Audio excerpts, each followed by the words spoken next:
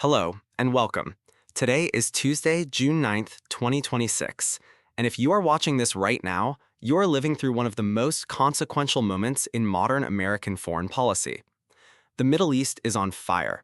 The Strait of Hormuz, the artery through which one-fifth of the world's oil supply flows, has been choked for months. Global inflation is surging, and right now, as you watch this video, President Donald Trump is claiming a peace deal with Iran is only 2 or 3 days away. But here's the thing, he's been saying that for weeks.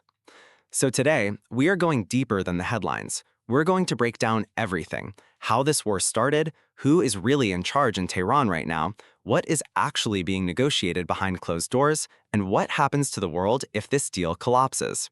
Stay with me. This is the full story. To understand where we are today, we have to go back, not just to February 2026, but years before that. For decades, the United States and Iran have been locked in a slow-motion confrontation. In 2015, the Obama administration signed the JCPOA, the Joint Comprehensive Plan of Action, a nuclear deal that capped Iran's uranium enrichment and froze much of its nuclear program in exchange for lifting crippling economic sanctions. Then, in 2018, President Trump, during his first term, tore up that deal. He called it the worst agreement ever made. He reimposed sanctions, and Iran gradually began ramping up its nuclear program again. By early 2025, the International Atomic Energy Agency, the IAEA, confirmed that Iran had stockpiled more than 400 kilograms of uranium enriched to 60% purity. That is dangerously close to the 90% level needed to produce a nuclear weapon. Washington and Jerusalem both concluded diplomacy had failed. The clock was running out. What happened next changed the world. On February 28, 2026, at 6:35 in the morning, Coordinated Time, the United States Central Command, CENTCOM, announced that American and Israeli forces had launched coordinated airstrikes against Iran. The operation was codenamed Operation Epic Fury. The targets were clear: Iran's nuclear facilities, its ballistic missile infrastructure, its military command centers, and its leadership.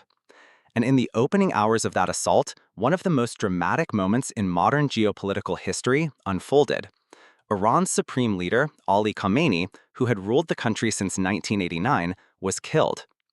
Within hours, Iran hit back. Ballistic missiles rained down on Israel. Iranian forces struck U.S. military bases across the region. At 9:26 that same morning, a missile slammed into the U.S. Navy's 5th Fleet Service Center in Bahrain. Strikes followed in Israel, Qatar, Kuwait, and across the Gulf states. And then, Iran played its most powerful card. It closed the Strait of Hormuz. Let's talk about what that actually means, because this is where the crisis became truly global. The Strait of Hormuz is a narrow waterway, at its tightest point just 21 miles wide, connecting the Persian Gulf to the Gulf of Oman and the open sea. Every single day, roughly 21 million barrels of oil pass through that strait. That's oil destined for Europe, Asia, and the United States. When Iran shut it down, the economic shockwave was immediate. Oil prices spiked. Inflation in the United States, which was already elevated, jumped to its highest level in years. Supply chains for everything from gasoline to plastics were disrupted. Asian economies that depend heavily on Gulf oil went into crisis mode. The U.S. response was to impose a naval blockade on Iran beginning April 13, 2026, preventing Iranian ships from exiting through the strait. By May 1st, the Department of Defense estimated Iran had lost $4.8 billion in oil revenue as a direct result of that blockade. But here's the cruel paradox. The blockade also kept prices high globally because the strait remained effectively paralyzed. Both sides were hurting. The world was hurting, and something had to give. After 40 days of sustained combat, more than 5 weeks of airstrikes, missile barrages, drone attacks, and let's talk about what that actually means, because this is where the crisis became truly global. The Strait of Hormuz is a narrow waterway, at its tightest point just 21 miles wide, connecting the Persian Gulf to the Gulf of Oman and the open sea. Every single day, roughly 21 million barrels of oil pass through that strait. That's oil destined for Europe, Asia, and the United States. When Iran shut it down, the economic shockwave was immediate. Oil prices spiked.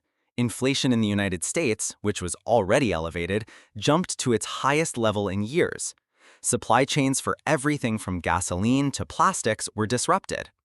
Asian economies that depend heavily on Gulf oil went into crisis mode. The U.S. response was to impose a naval blockade on Iran beginning April 13, 2026, preventing Iranian ships from exiting through the strait. By May 1st, the Department of Defense estimated Iran had lost $4.8 billion in oil revenue as a direct result of that blockade. But here's the cruel paradox. The blockade also kept prices high globally because the strait remained effectively paralyzed.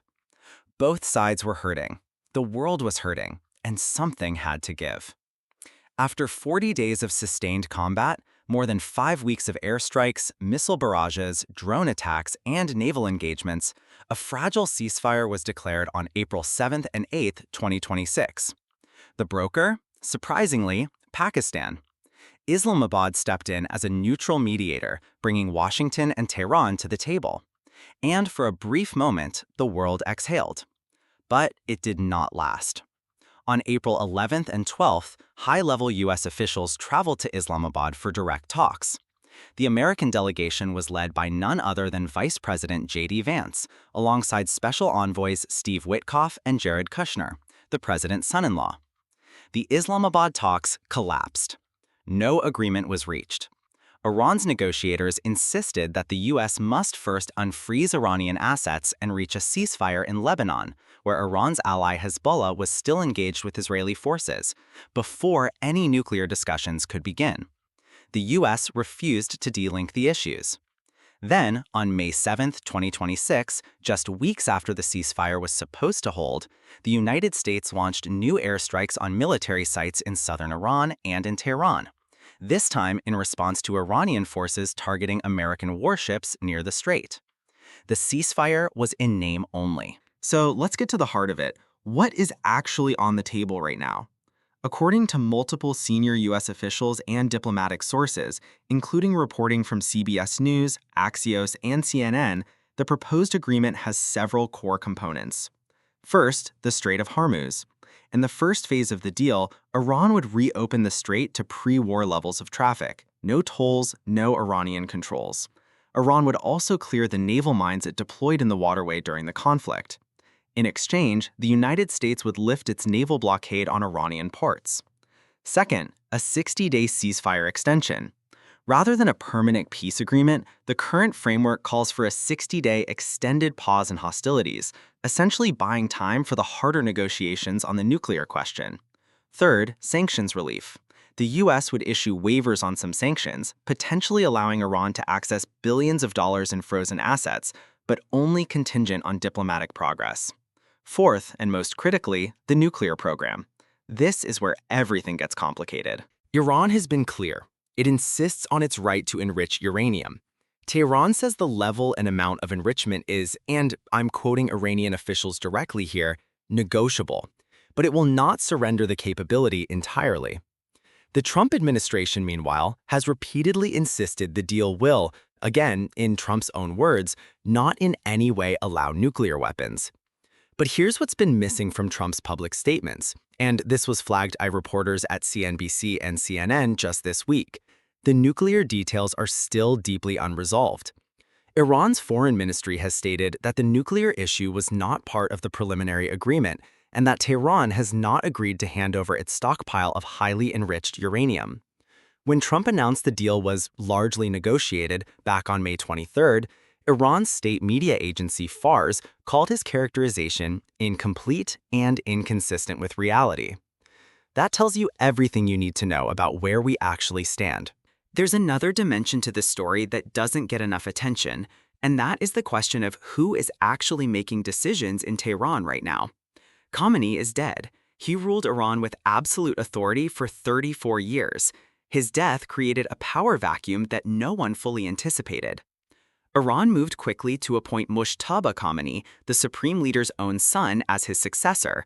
But Mojtaba has no formal religious credentials for the role. He has no military record, His appointment is seen by many Iran experts as a desperate move to maintain the family dynasty, not a legitimate succession under Islamic law. Meanwhile, Iran's Islamic Revolutionary Guard Corps, the IRGC, the elite paramilitary force that controls much of Iran's nuclear and missile programs, has been making increasingly independent moves. A hardline IRGC general, wanted by Interpol, has emerged as a key player directing the war, according to CNN reporting. The elected president, Masoud Pezeshkian, a relative moderate, is technically conducting the diplomacy, but whether he has the actual authority to close a binding deal remains deeply uncertain. This is not a country negotiating from a position of unified strength. Iran is damaged, isolated, and internally fractured, but that also makes it unpredictable, and unpredictability is dangerous. And here is where we stand. Today, right now, June 9th, 2026. This morning, President Trump once again claimed a deal with Iran is just 2 or 3 days away. He said it would be a, his words, very, very good deal that will not in any way allow nuclear weapons, and that the Strait of Hormuz would reopen immediately once signed. But there are significant warning signs that tell a different story. Number 1, Trump also told reporters today that a U.S. military Apache helicopter went down near the Strait of Hormuz on Monday. He said the crew is fine and promised a full report on Tuesday. But let's be clear, in the middle of active ceasefire talks, a military incident like that can derail everything in an instant. Number 2, Israeli Prime Minister Benjamin Netanyahu said just yesterday that the war against Iran and Hezbollah has not yet ended. Israel is not a formal party to the US-Iran deal, and Netanyahu has consistently pushed back against any agreement that leaves Iran with any uranium enrichment capability whatsoever. Number 3, back in Washington, some Republican senators are expressing concern that a deal with Iran, especially one that grants Tehran economic relief before the nuclear issue is resolved, could project American weakness on the world stage heading into the November midterms. The politics of this deal are just as complicated as the diplomacy itself. Let's be honest about what's at stake if these negotiations collapse entirely. If there is no deal, or if the ceasefire breaks down completely, we are looking at a return to full-scale war in one of the world's most energy-critical regions. The Strait of Hormuz stays closed, or becomes a live combat zone once again. Oil prices could spike to levels not seen in decades. Inflation, already painful for American families at the grocery store, at the gas pump, everywhere, could accelerate sharply with no ceiling in sight. Iran, even in its weakened state, retains enough military capability to make any escalation extremely costly. IRGC naval forces can mine shipping lanes. Iranian-aligned militias across Iraq, Syria, and Yemen can target U.S. forces and bases throughout the region. And this is the nightmare scenario that keeps intelligence officials awake at night. If Iran's new leadership decides it has nothing left to lose, the timeline toward a nuclear device shortens dramatically. For the United States, a prolonged war with Iran going into the 2026 midterm elections is a political catastrophe for the Republican Party. Several advisors to the president have reportedly been pushing hard for an exit strategy, privately acknowledging that a long, grinding conflict carries serious domestic political risks that could cost Republicans control of Congress. For the world, for global trade, for energy markets, for U.S. alliances across Europe and Asia, a failed negotiation is not just a diplomatic setback. It is a crisis without a clear exit. So, what do you watch for in the coming days and weeks? Watch the Strait. If ships start moving freely again without tolls, without Iranian interference, that's the first real signal that a deal actually has teeth and both sides are serious. Watch Tehran's internal politics. If hardline IRGC figures publicly reject any agreement, even a signed deal could fall apart from the inside. The new supreme leader has not proven he can hold the IRGC in check. Watch the nuclear clause. Any agreement that does not specifically address Iran's stockpile of highly enriched uranium is not a nuclear deal. It is a ceasefire with a timer on it, and that timer will eventually run out. And watch Trump. He has shown throughout his career that he can walk away from deals, and he has shown he can move faster than anyone expects when he wants to. The next 72 hours could be the most consequential since February 28th. We are covering this story in real time. The situation on the ground is moving fast. I will be back with the latest the moment there are new developments. If you found this breakdown valuable, share it. The world needs more people who understand what's actually happening, not just the headlines. I'm your anchor. Thank you for watching. Stay informed, stay sharp. Based on verified reporting from CNN, CNBC, CBS News, Axios, NPR, Britannica, and the UK House of Commons Library, June 9, 2026.